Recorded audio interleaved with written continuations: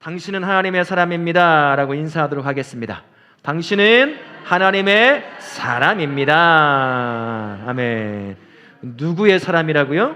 하나님의 사람이에요. 이 한 주간 어떤 모습으로 살아야 될까요?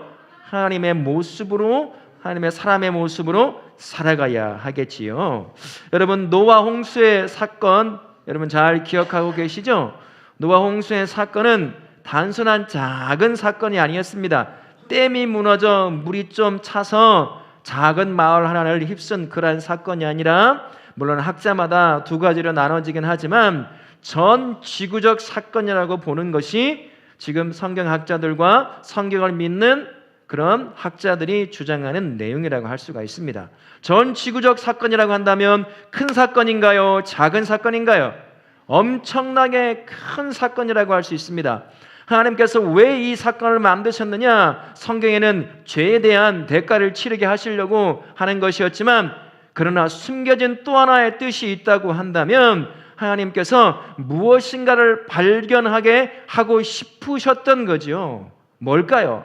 전 지구적 사건인 홍수가 났다고 하는 것은 어느 순간 그것을 조사하면, 연구해보면, 관찰해보면 그 사건이 실제했다는 사건을 누군가는 알게 되겠지요. 아마 100년 이전, 그 이전에는 이런 사건들에 관해서 조사를 해보려고 하는 사람이 그리 많지는 않았을 것입니다. 하지만 지금은 다르죠. 지금은 정말 많은 예수 믿는 학자들이, 지질학자들이, 과학자들이, 생물학자들이 이런 일들을 여전히 연구를 하고 있습니다.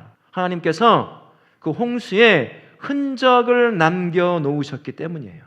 왜 하나님이 홍수에 흔적을 남겨놓았을까요? 목사님 이 말씀을 준비하면서 두 가지를 하나님이 은혜를 주시더라고요. 첫 번째는 하나님이 천지를 창조했음을 깨닫게 만들어주고 싶어서요. 홍수라고 하는 대단위의 사건이 벌어지지 않았다고 한다면 창세기 1장 1절부터 시작되는 하나님의 창조의 놀라운 일들이 보통 사람들은 그것을 가지고 뭐라고 얘기했을까요? 신화, 옛날 이야기 정도로만 이야기를 하고 말았을 겁니다. 하지만 어느 순간 관찰과 연구와 조사를 통해서 발견할 수 있는 흔적을 남겨놓음으로 말미암아 우리 하나님이 창조했다는 그 사실이 진짜구나, 하나님이 진짜 계시는 거구나, 이것을 알게 만들고 싶으셨던 건 아닌가 싶습니다. 저 지방에 작은 것 하나만 흔적 나눴다면 아마 그렇게 말하지는 못했을 겁니다만, 그러나 전 세계의 대격변과 같은 일이 발생하게 함으로 말미암아 그 이전에 있었던 창조의 역사도, 그래 성경에 기록된 것처럼 홍수도 하나님이 일으켰다고 한다면 그것도 하나님이 다 만드신 거 아닐까라고 생각할 수도 있다는 거죠. 그래서 하나님은 전 지구적 홍수 사건을 통해서 비록 오랜 시간이 걸려 연구하고 조사해보고 관찰해보지 않으면 찾아낼 수 없는 일들이지만,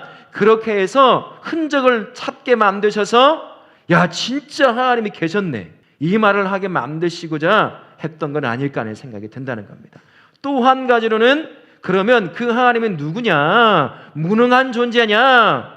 창세기 1장 1절부터 시작하는 것처럼 온 우주와 지구와 보이는 것과 보이지 않는 모든 것을 만들 수 있는 능력의 하나님이었구나. 그것을 후대 저와 같은 사람들이 그 흔적들을 발견하고 연구함을 말미암아 진짜 계신 하나님이 진짜로 만드셨네 라고 하는 것을 깨닫고 믿게 하고자 그런 흔적을 남겨놓으신 것이다 라고 하는 그런 은혜를 주시더라고요. 물론 그 흔적을 연구하는 방법에 따라서 어떤 생각을 가지고 연구하느냐에 따라서 하나님이 있고 없고의 결정적인 그런 차이를 만들어내기도 하지만, 그러나 그렇다고 해서 연구를 멈출 수는 없으니까요. 그 과정을 통해 더 깊이, 아마 지난번에 말씀드린 것처럼 우리 안에서도 그런 학자들이 나올지 모르겠습니다.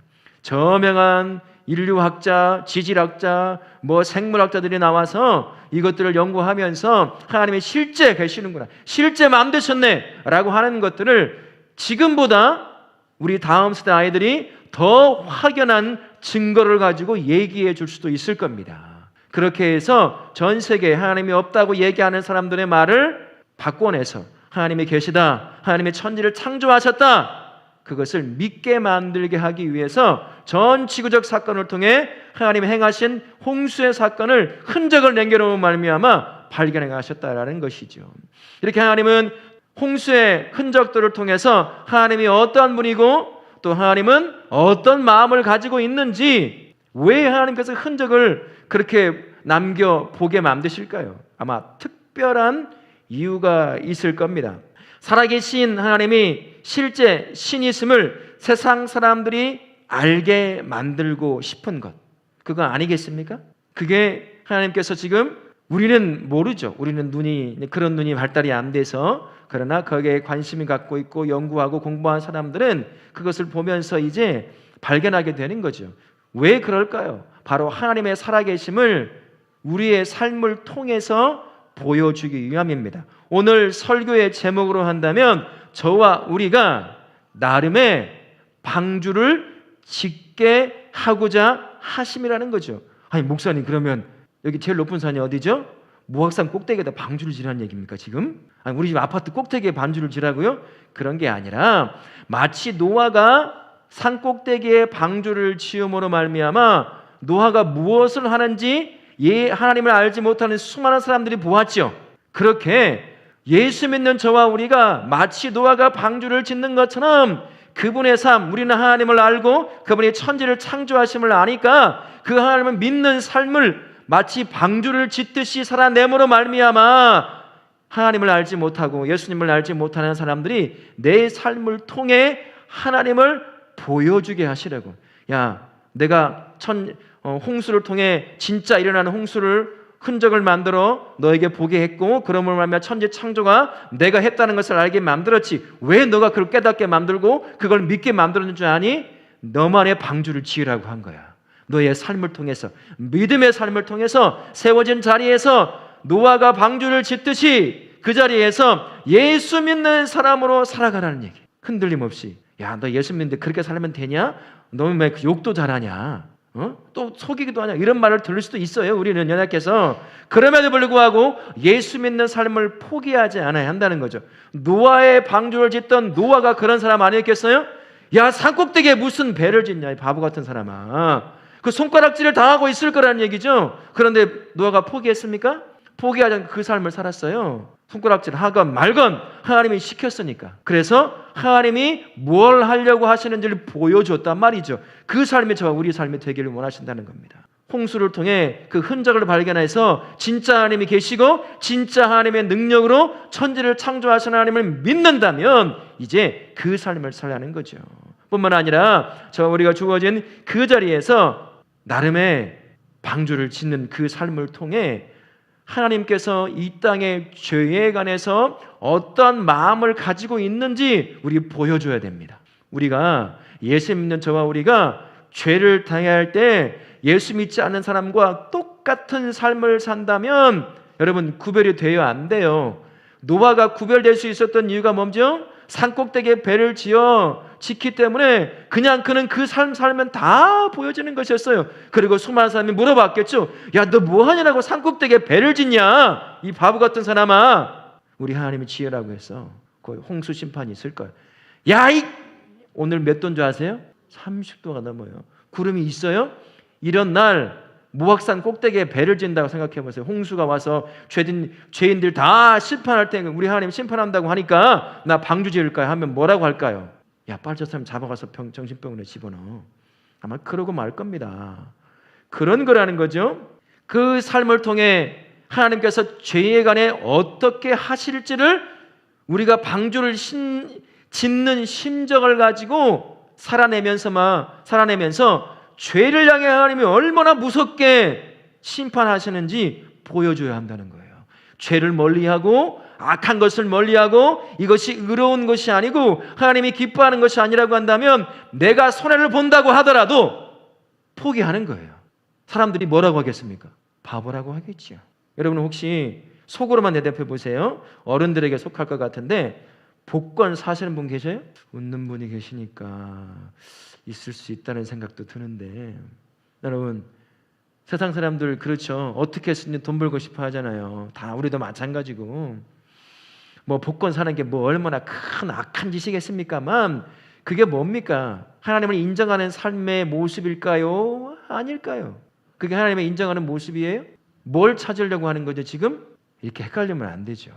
하나님 원치 않는 겁니다. 하나님께서 뭐라고 말씀하셨어요? 일하지 않으면 먹지도 말라고 하셨습니다. 우리는 일을 해야 하는 사람이에요.